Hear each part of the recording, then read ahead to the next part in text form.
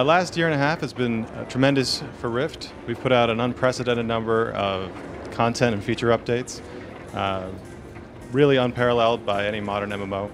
But this whole time we've been working on an expansion as well, Storm Legion, which we hope will dwarf all of our achievements to this date. Chris, will you pop open the map for us? First thing we've done is we've tripled the size of our game world. Up in the top left you can see Mythosia and Ember Isle. Ember Isle was one of the land masses we added after launch. And those two new continents, Bravane and Duskin, are the new expansion areas. The expansion is going to have 11 new zones, 7 new dungeons, 3 new raids, a new capital city, the list goes on. The story of Storm Legion is that 4 of the dragons have been killed. There's only 2 remaining, Crucia and Regulus. Crucia has escaped her prison and led Regulus and the players to these 2 new continents, where she hopes to unlock the Infinity Gate and gain access to the plains. Right now we're in one of the dungeons of the new continent. We're on Bravane. This is the Empyrean Core, which shows off the ancient technology that makes even the Eth technology and the technology of the Defiance look primitive. On this continent, players will be unearthing ancient artifacts and learning about how the dragons intend to corrupt this power to help unlock the Infinity Steps on Duskin. Duskin is the other continent, which is corrupted by the Plane of Death and Air as the 2 dragons wrestle for control of the Infinity Gate. Chris is piloting one of our new souls, the Harbinger, which is a melee mage. Storm Legion will expand expand the level cap to 60. We'll be having 1 new soul per calling. All the existing souls will be stretched up to 60, have new abilities. They'll all be revised to enhance their gameplay as well. The Harbinger is what we're showing off today. The other 3 new souls have not been revealed, but each of the souls will be adding a new flavor to the 4 callings.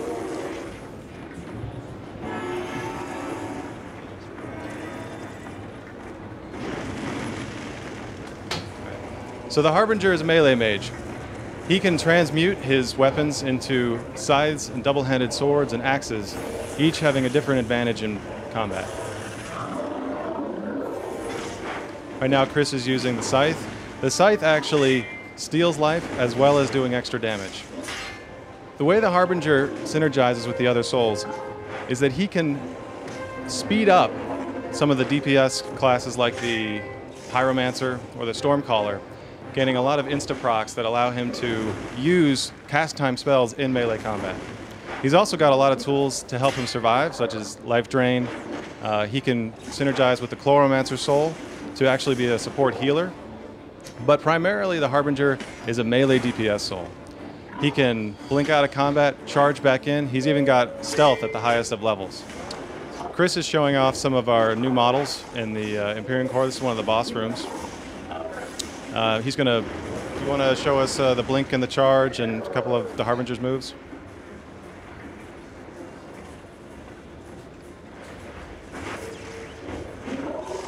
So the scythe is one of the high-level transmute weapons you can get. You can also get a double-handed sword, and there's also a double-handed axe that we won't be showing today because it's not quite ready for prime time. In the coming weeks, we'll be unveiling some of the new souls for the other callings, and you can count on each adding a new flavor to that calling in the same way that this melee mage really spices up the capabilities of mages in our game. We're going to now show off one of our cool new features of the expansion, Dimensions, which is our take on player housing. When Trion sets its mind to do something, we really want to go over the top. Rather than just giving you an apartment to place some trophies in, we really wanted to give you a piece of Tallara. So our Dimensions are our take on player and guild housing. We take some of the coolest areas from Tallara and we give you the keys to making it your own. In this case, this is Fane's Retreat. It's a beautiful area from Shimmersand, and Chris has been propping it this morning with a few different objects and tables. Items that you'll be earning through all facets of your adventuring in Tallara, from raiding, from questing, from artifacts and collections.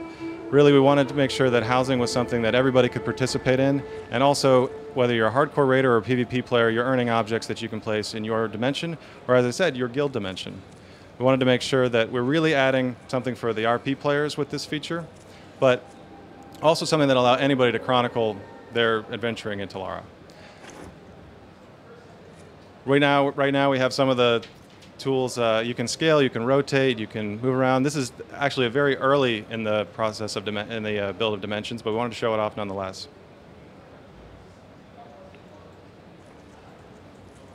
But it's not just housing objects that you can obtain. We also have natural objects from all over the world. You can gain some of the flora and fauna from Telara and really make your dimension look however you want. And there's dimensions from the beginning of the game, there's dimensions that you can earn in the end of the game, and there's even dimensions you can unlock from the dungeons. We'll show off an area later that we're talking about adding as one of the options for guild dimensions. But it doesn't end with just objects. We also use our scripting system to put in live events inside of these dimensions. He just added an object that can actually change the weather. And you can choose, let's put in the Conquest Sky as well. And we're just scraping the surface of what we're capable of doing with our dimension system. Also, any point lights you put in here, any lit objects dynamically light the area.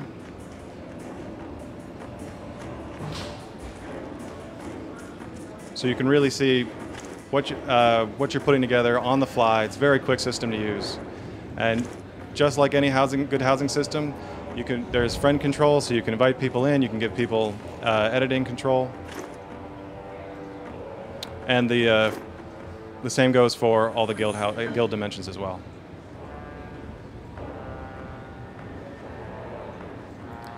Let's go ahead and jump to the last part of our demo. We're going to be showing off one of our improvements to zone events. Zone events were previously one of our biggest features.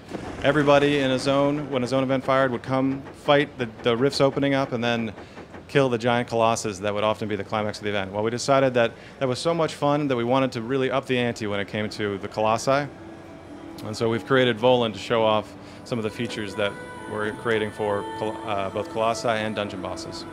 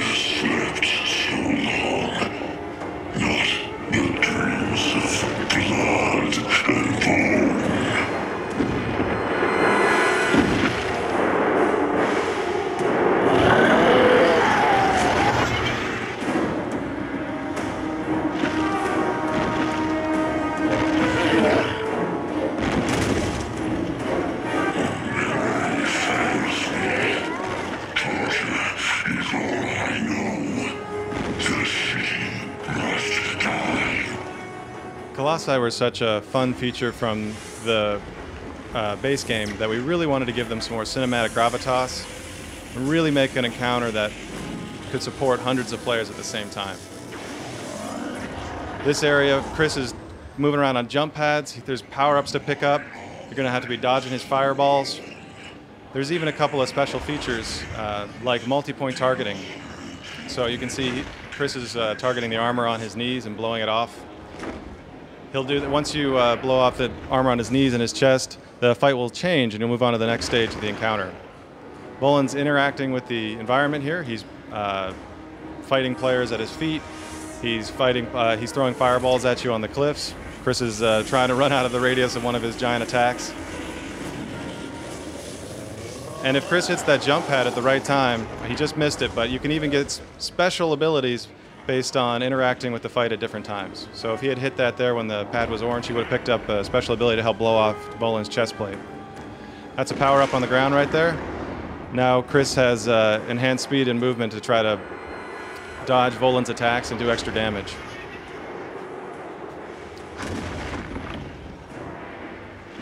So we're going to cheat a little bit because we don't have hundreds of players at our beck and call right now. And move Volan on to the next phase of the fight. The multi-point targeting, the destroyable armor. Those are all features that won't show up just with Colossi. They'll also show up in our dungeons and in our raids. Volan is a multi-stage encounter. We have several of them. In this case, he's one of the final encounters you'll play in the game, so we're only going to show off a bit of the fight. But each part of the encounter offers different obstacles for the players to conquer.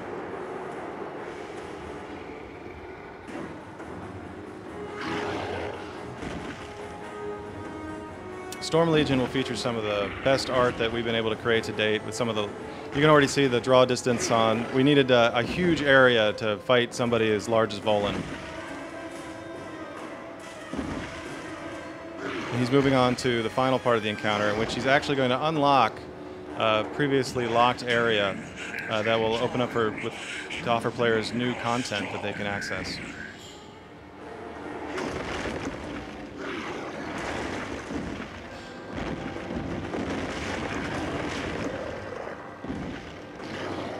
But I'm afraid that's where we're going to have to stop the demo. We want to leave a good bit for players to discover when they play Storm Legion.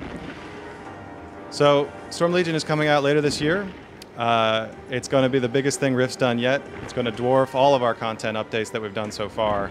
You've seen the size of the world, the number of zones, encounters. We're taking all the things we did in Rift, including the things we launched after our initial launch, like Conquest and Onslaught, and we're turning them all up to 11. We're trying to do the biggest thing we've ever done for our game, and we've been working really hard on this for the last year and a half, and we hope to blow you away at the end of this year.